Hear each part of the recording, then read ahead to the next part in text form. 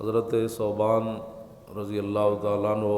کہتے ہیں کہ نبی علیہ الصلوۃ والسلام نے ارشاد فرمایا کہ یوشک الامم ان تداع علیکم کما تداع العاقلۃ الی قصعتها، کافروں کے سارے گروہ اور گمراہوں کے سارے گروہ یہ سارے اکٹھے ہو جائیں گے اور میری امت پر ٹوٹ پڑیں گے جس طرح بھوکے لوگ پلیٹ پر ٹوٹ پڑتے ہیں۔ یہ حضور نے فرمایا۔ ساری دنیا کے کافر اور ساری دنیا کے گمراہ جتنے بھی فرقے باطل، سوشلسٹ ہوں یا کمیونزم والے ہوں یا لبرلزم والے ہوں یا این جی اوز ہوں یا اپنے منافق ہوں یا بیگانے ہوں، سارے حضور نے فرمایا کہ سارے کے سارے مل کر میری امت پر ایسے ٹوٹ پڑیں گے جس طرح بھوکے پلیٹ پر ٹوٹ پڑتے۔ تو صحابہ اکرام میں سے ایک صحابی نے عرض کی، فقال قائل ومن قلۃ نحن یومئذ، حضور پھر آپ کی امت اس وقت اتنی چھوٹی سی رہ جائے گی، پلیٹ بن جائے گی، اتنی تعداد ان کی کم ہو جائے گی کہ پلیٹ بن جائیں گے، پوری دنیا ان کو کھانے کے لیے پھر دوڑ پڑیں گے، ایسے والے حالات ہو جائیں گے کہ آپ کی امت بالکل کثیر سے قلیل رہ جائے، جس طرح پلیٹ ہوتی ہے اس طرح پوری دنیا اس پر ٹوٹ پڑے گی۔ تو نبی علیہ السلام نے فرمایا قال بل انتم یومئذ کثیر، فرمایا نہیں میری امت کی تعداد اس وقت بہت زیادہ ہوگی۔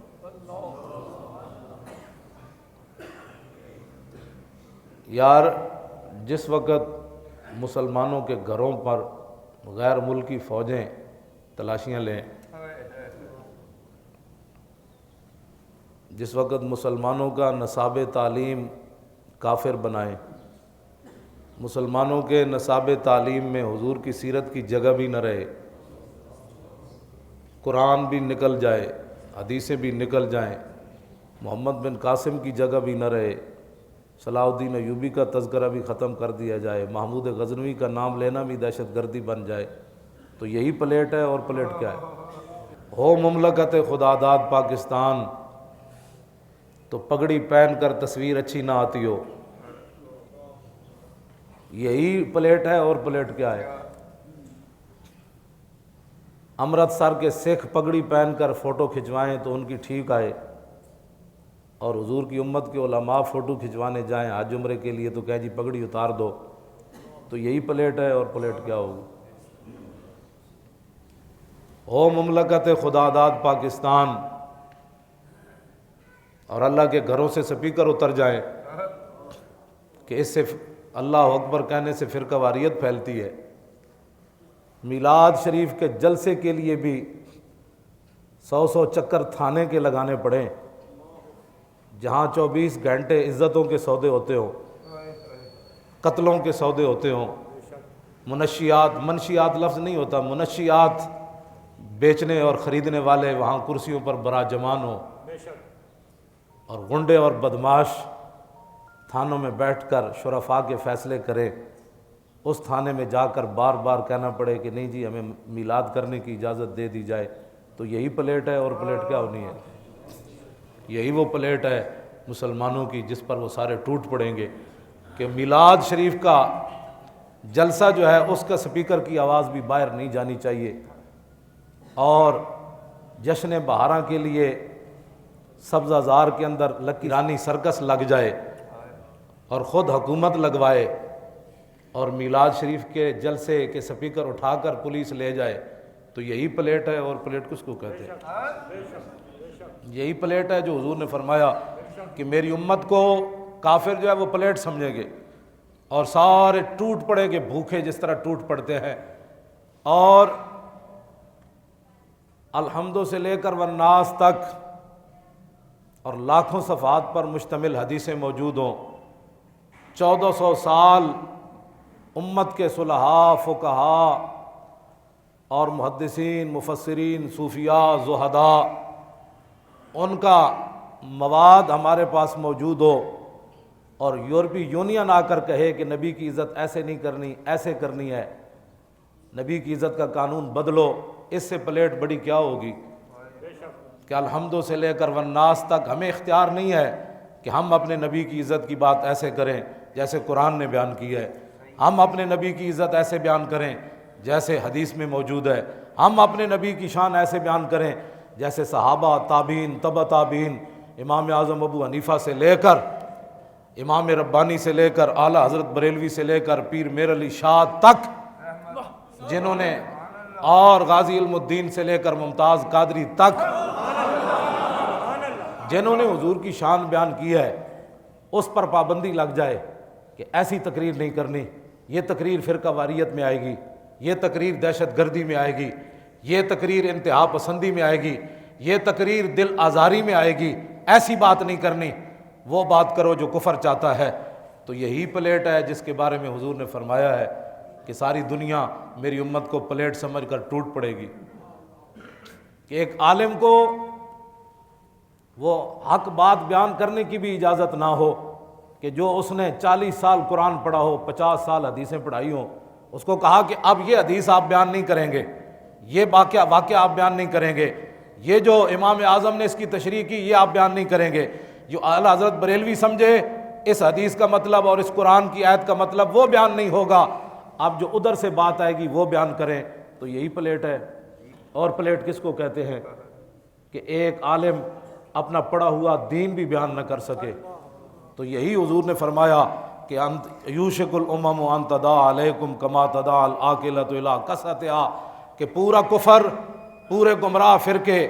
پورے اسلام دشمن اکٹھے ہو جائیں گے اور کہیں گے کہ پاکستان کے حالات بدلو، یہاں بہت انتہا پسندی ہو رہی ہے، یہاں دہشت گردی ہو رہی ہے، یہاں تقریروں پر پابندی لگا دو، ممتاز قادری کو پھٹے پر چڑھا دو اور پرویز مشرف کو باہر بھیج دو، اس لیے کہ ممتاز قادری کے پیچھے آپ کھڑے تھے، ممتاز قادری کے پیچھے حضور کے غلام کھڑے تھے،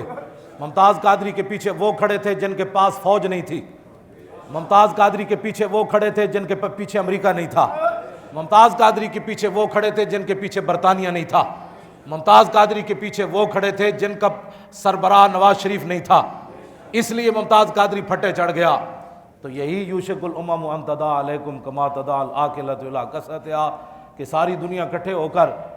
میری امت پر ٹوٹ پڑے گی کہ تم دین بھی بیان نہیں کر سکتے، تم اتلے سپیکروں میں اذان بھی نہیں دے سکتے، تم مصطفیٰ جان رحمت پڑھو گے تو یہ بھی سپیکر کا غلط استعمال ہے، جب تم زمین و زمان حضور کے لیے پڑھو گے تو یہ بھی سپیکر کا غلط استعمال ہے، اتلے سپیکروں میں پڑھو گے لو بھی تو قلم بھی تو یہ بھی سپیکروں کا غلط استعمال ہے، اور سرکسیں لگا کر مسلمانوں کو، بیٹیوں کو نچایا جائے اور وہاں کرتب دکھائے جائیں، کہا گا یہ جشن بہاراں آ گیا ہے۔ ممتاز قادری تو جشن خزاں تھا، اس نے تو خزاں والا کام کیا نا، اس نے تو حضور کی عزت پر پہرا دیا، تو اس نے تو ملک کے اندر خزاں لایا، ہم نے اس کو شہید کر کے اب لکی ایرانی سرکسیں دیکھو اور کڑیوں کو ناچتا ہوا دیکھو، مسلمانوں کی بچیوں کی ٹیمیں کرکٹ کی اور ہاکیوں کی بنا کر پینٹیں پہنا کر سروں سے اتروا کر کافروں کے پاس بھیجو کہ اسلام کا چہرہ یہ ہے، وہ نہیں ہے جو ممتاز قادری نے دکھایا ہے۔ تو یہی یوشک الامم ان تداعی العاقلۃ الی کثرتھا، حضور نے فرمایا کہ سارے دنیا کفر اکٹھی ہو جائے گی اور میری امت پر ایسے ٹوٹ پڑے گی کہ جس طرح بھوکے جو ہے وہ پلیٹ پر ٹوٹ پڑتے ہیں۔ کفر نے پلیٹ سمجھا کہ نہیں، عراق میں دوڑے، شام میں دوڑے، مصر میں دوڑے، چیچنیا میں دوڑے، بوسنیا میں دوڑے، برما میں دوڑے، افغانستان میں دوڑے، مقبوضہ کشمیر میں دوڑے، پاکستان جو حضور کے نام پر بنا تھا یہاں محافظ ناموس رسالت کو رات کی تاریکی میں پھٹے پر چڑھا دیا۔ اب بتاؤ جو میرے آقا نے فرمایا کہ میری امت کو پلیٹ سمجھ پر ساری دنیا دوڑے گی، دوڑی کہ نہ دوڑی؟ اور ہم پلیٹ بنے کہ نہ بنے؟ ہم پلیٹ بنے کہ نہ بنے؟ بنے پلیٹ کہ نہ بنے؟ ہاں جی، اپنے نصاب سے ہر چیز انہوں نے نکال دی، اور حقوق نسواں بل جو ہے اس کو پیش کر دیا گیا، عورتوں کے حقوق کو بہانے عورتوں کو بے لگام کر دیا گیا، عورتوں کے حقوق کے بہانے مسلمانوں کے گھروں میں فساد برپا کرنے کا ایک بہت بڑا جو ہے وہ پلان تیار کر دیا گیا کہ عورت جب چاہے اپنے مرد کو گھر سے کان پکڑ کر نکال سکتی ہے۔ تو بتاؤ کوئی آدمی غیرت مند ہوگا، جب وہ اپنے گھر میں آئے گا اس کی بیوی کہے گی نکل جاؤ، تو غیرت مند اس کو 3 طلاقیں دے گا، یہ جوتے کھا کر گھر سے نکل جائے گا۔ یہ کتنی بڑی سازش ہے حضور کی امت کے خلاف۔ الرجال قوامون علی النساء، قرآن کی نص ہے کہ حاکم تو مرد ہیں، عورتیں نہیں ہیں۔ جب قرآن کے الٹ بنایا جائے گا ہاں جی کہ مرد عورت جا کر کے نکل جاؤ میرے گھر سے، پولیس کو بلا کر اس کے گھر سے بھی نکلوا سکتی ہے، تو بتاؤ یہ حضور کی امت کے خلاف اس سے بڑی کوئی سازش کائنات میں ہو سکتی ہے؟